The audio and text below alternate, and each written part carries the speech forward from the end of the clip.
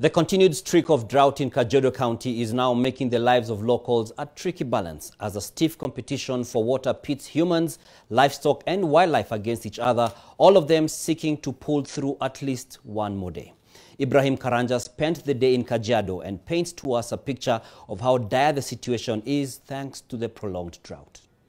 The sight of the place where the people of Lorngosua draw water from is heartbreaking, yet this is what they must contend with for their own survival due to lack of rains and extended drought that has now left human life exposed and livestock on the verge of death.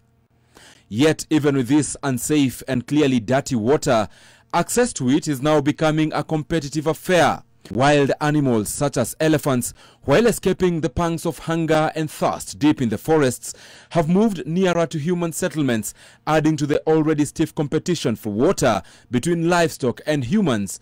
Only this time, the elephants come with a trail of destruction, as is seen on this tank. Lakini fulete nimepata hiyo mvua kidogo kwa sababu imekuwa kidogo. Na hisi mandufu akaja hapa. Temeasa kulalamika. Lakini serikali yetu hakuna usaidizi yote tumepata. Known for keeping large heads of cattle, the story of the people in the villages of Kajiado is quickly changing, and forcibly so. Very few heads of cattle can be seen, a devastating wake of an area whose economy has largely been depending on livestock keeping. Naona sasa mambo ya maji. Hata kupata maji ni shida kwa sababu gharama ya mafuta imepanda. Hasa kupata maji ni shida kwa sababu pesa ndio imekosekana. Hasa kupata maji ni shida. Tunapata kwa siku moja lakini ile tunachanganya tu kidogo.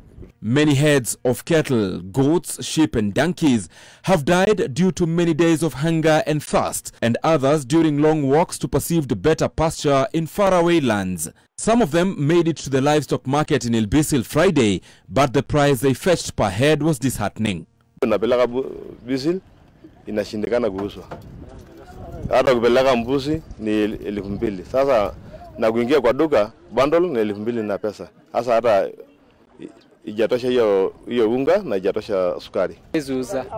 Mwingine sasa akipeleka mbuzi ya 5,000 naenda kuuza 2,000. Na ng'ombe 30,000 akaenda kuuza saa hii naenda kuuza 6,000. Na bado watoto wanataka kusoma. Sisi bado wanataka kukula. Sasa naona sasa imekuwa ngumu. Kwa sababu tunaomba serikali yetu atusaidie. For the owners of the livestock still holding on to dear lives, it remains to be hope against all hope that things will get better. Yet their hopes are every so often dashed through such sins. This one-week-old calf may have survived through the pregnancy in this very unfair environment, but the future looks bleak just 1 week after it was born. Now, such a tunnel left in such a state is perhaps the clearest example of how long it has taken since the rains last hit this particular area. This a clear example of what the people of this particular area are going through, having to travel kilometers for water, not only for themselves, but also for their livestock. Pasture is also such a big problem here, and livestock have died. Human life has been severely disrupted, with the search of water now taking most of the time of the mothers left alone at home, as men are somewhere in the horizon fending for their livestock. Toka nyumbani saa moja, nikaenda kusimama huko juu. Maji natumia sola, so tudalete kutoka huko. Nikakaa, nikapata maji sai, sasa ndo naenda home. Nafika saa 6:30. For them, somebody somewhere must do something urgently if this life of unbearable pain is to ever change. However, with every passing minute, they are made to believe that they are alone and perhaps forgotten. Nini watu wanakuja kupiga mapicha. Mnapiga mara mingi lakini hatuoni faida yenu.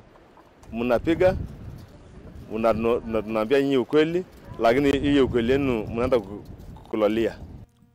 Ibrahim Karanja, NTV.